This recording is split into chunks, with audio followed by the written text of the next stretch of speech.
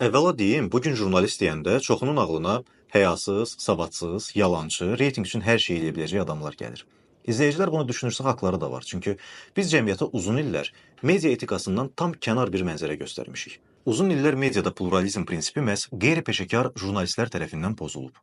Uzun illər cəmiyyətə bilərək və ya bilməyərək propaganda təqdim olunub. Clickbait başlıqlar, reytinq və kommersiya maraqlarına satılmış prinsiplər və s.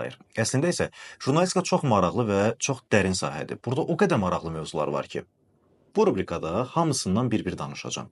Ona görə ki, cəmiyyətin media savadlılığını artıraq. Ona görə ki, izləyici baxanda hansı xəbərin düz, hansının səhv olduğunu, hansı jurnalistin peşəkar, hansının qeyri-peşəkar olduğunu anlasın.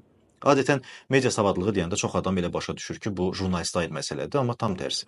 Media savadlılığı cəmiyyətə aid məsələdir. Yəni izləyici, oxucu özü media savadlılığına sahib olmalıdır ki, o qeyri-peşəkarlara meydan verməsin. Mən İslam Qədirli, jurnalistəm. Sizə ekranın o biri tərəfindən məlumatları çatdıracağam. İzləmədə qalın.